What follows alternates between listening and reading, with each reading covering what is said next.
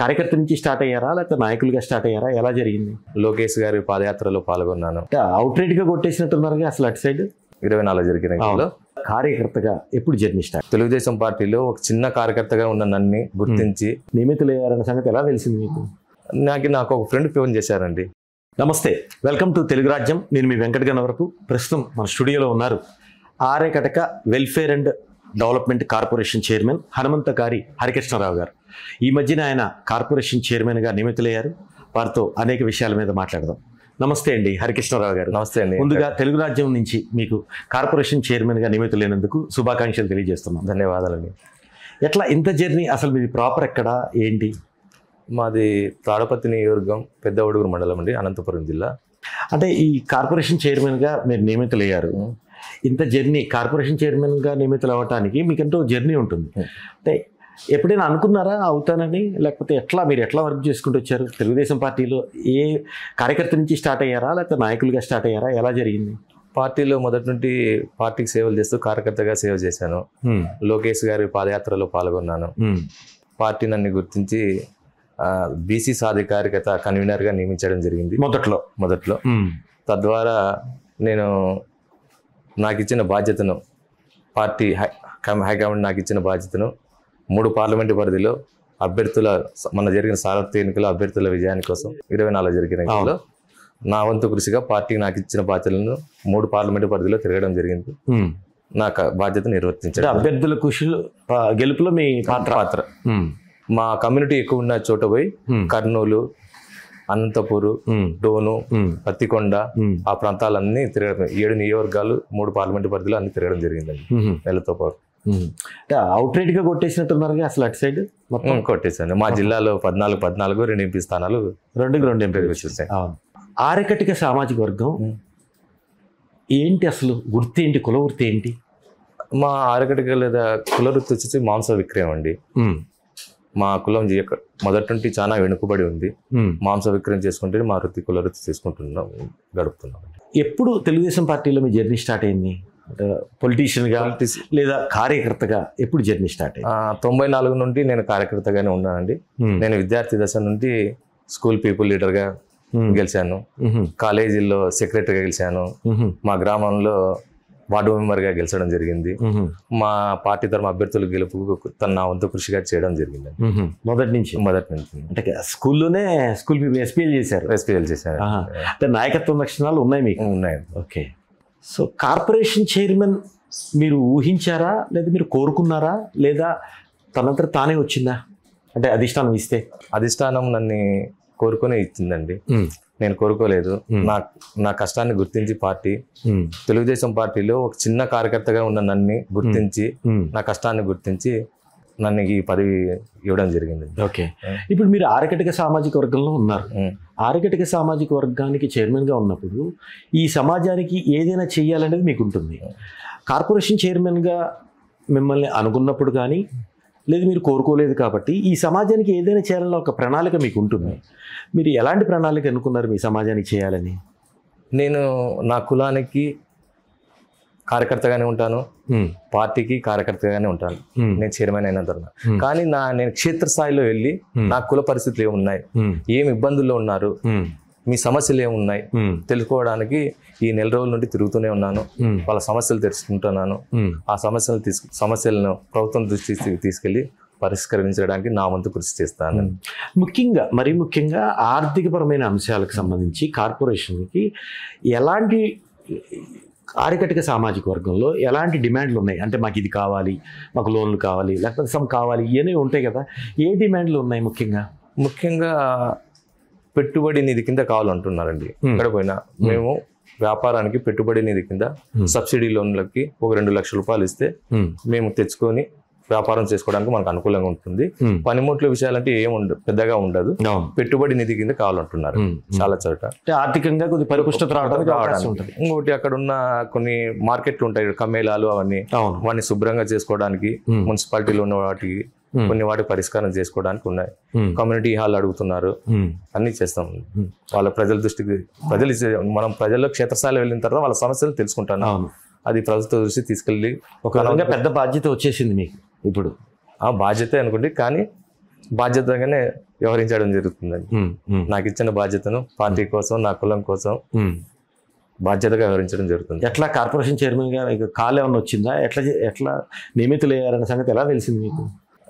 నాకు ఒక friend phone చేశారండి, మీరు చైర్మన్ గా నియమితులు అయ్యారని. నేను నమ్మలేదు. మళ్ళీ వెంటనే పార్టీ ఆఫీస్ నుండి వచ్చిందండి. పార్టీ ఆఫీస్ నుంచి ఏ క్యాడర్ లో వాళ్ళు చేశారు? పార్టీ క్యాడర్లు పెద్దోళ్ళు ఉన్నారు, వాళ్ళ నుండి ఫోన్ వచ్చింది. చెప్పారు మీకు? చెప్పడం ఆయన సునీల్ అని అతను చెప్పారు. సునీల్ గారు మా పార్లమెంట్ అంతా చూసుకునే సునీల్ గారే. సునీల్ గారు ఫోన్ చేశారు, మీరు చైర్మన్ గా ఎన్నికయ్యారండి అని. ఏమనిపించింది ఒక క్షణం మీకు? అంటే ఒక తీయని అనుభూతి అండి అది. నేను నమ్మలేకపోయాను. అంటే తెలుగుదేశం పార్టీ ఒక సామాన్య కార్యకర్తని నన్ను గుర్తించి ఇంత చైర్మన్ పదవి ఇస్తుందా? ఈ చైర్మన్ పదవులు క్యాబినెట్ ర్యాంక్ కదా corporation chairman? Cabinet rank. Cabinet rank.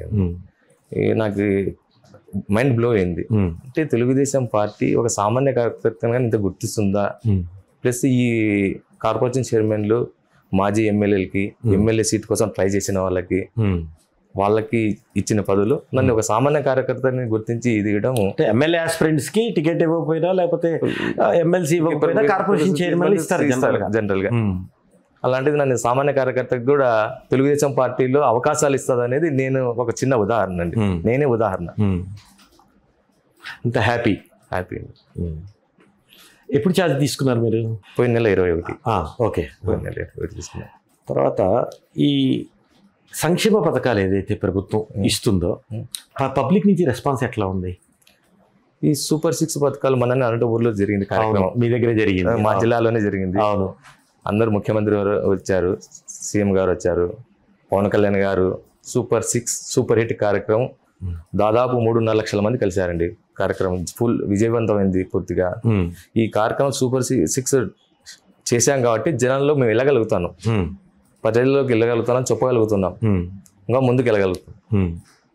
Public నుంచి న్యూట్రల్ రెస్పాన్స్ ఉందా, పాజిటివ్ రెస్పాన్స్ ఉందా, మైనస్ ఉందా అంటే ఏం చెప్తారు మీరు? Positive response. 2 నెలల వరకు ఒక రకంగా ఉండేది.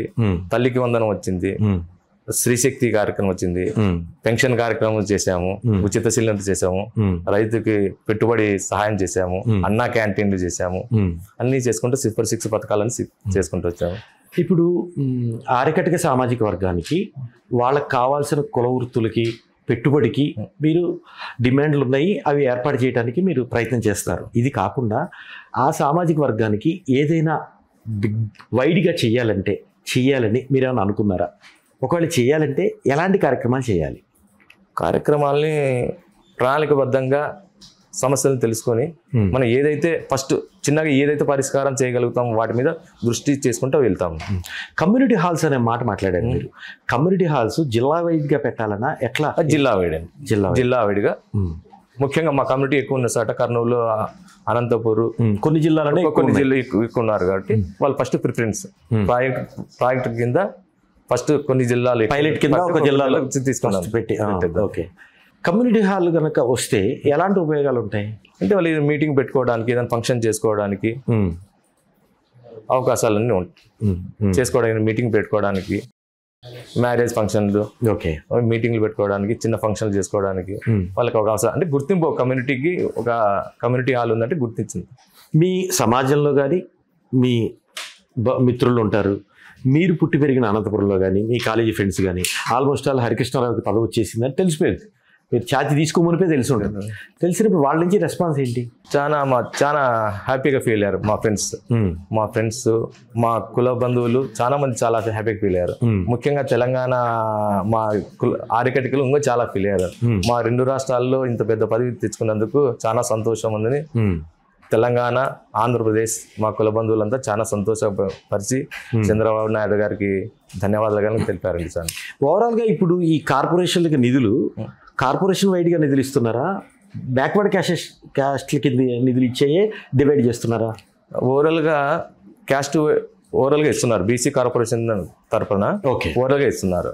ఇప్పుడున్న మా కార్పొరేషన్ చైర్మన్లు ఏమంటున్నారు అంటే, మా కులానికి జనాభా దామాస్ ప్రకారం మీరు నిధులు కేటాయించండి, మాకు న్యాయం జరుగుతుందని చెప్పడం. ఓకే, అదే ప్రభుత్వ బడ్జెట్లో పెట్టాలి. బడ్జెట్లో పెట్టడానికి ముఖ్యమంత్రి గారి దృష్టికి, లోకేష్ గారి దృష్టికి తీసుకెళ్లడం జరిగింది. ఈ పదవి మీకు రావటంలో అంటే డైరెక్ట్గా కాదు, ఇండైరెక్ట్గా ఎవరెవరు సహకారం ఉండి ఉంటుందని మీరు అనుకుంటున్నారు? సహకారం అంటే మా లోకల్ ఎమ్మెల్యే గారు అశ్విత్ రెడ్డి గారు, ప్రభాకర్ రెడ్డి గారు, లోకల్ గా ఎమ్మెల్యే కాదు కాబట్టి సాంఘిక సంక్షేమ మంత్రిగా బీసీ మంత్రి గారు సవితా గారు, మా ఇన్ఛార్జ్ మినిస్టర్ భరత్ గారు, మా యువ నాయకుడు లోకేష్ గారు, ముఖ్యంగా యువ నాయకుడు మా లోకేష్ గారిది, మా చంద్రబాబు నాయుడు గారి ఆశీస్సులతో వచ్చింది. పార్టీ అనేది అన్ని ఫిల్టర్ చేస్తుంది. ఏ పార్టీ కోసం ఎంత కష్టపడ్డారు, ఏం కథ అనేది చాలా ఫిల్టర్ చేస్తుంది. ప్రతి మీ స్టెప్ వాళ్ళకి తెలిసిపోతుంది. నాకంటే బయోడేటా పార్టీ దగ్గరికి ఉంది. అంటే 94 నుంచి మీరు రాజకీయాల్లో ఉన్న డైరెక్ట్ ఎన్నికల్లో మీరు పోటీ చేయకపోయినా పోటీ చేసే అభ్యర్థులకి మీ సహకారం, పార్టీ సహకారం, కార్యకర్తగా క్యాడర్గా మీరు చేశారు కదా, అది ఏ ఎన్నిక నుంచి మీరు చేశారు? సర్పంచ్ ఎలక్షన్ చేశానండి. జెడ్పీటీసీ ఏ ఇయర్ నుంచి? 2002లో చేశాను. ఓకే. మళ్ళీ 2016లో చేశాను. ఎన్నికల స్థానిక ఎన్నికల్లో నా వంతుగా అభ్యర్థుల విజయాన్ని కృషి చేయడం. మొన్న 24 ఎన్నికల్లో కూడా చేశాను.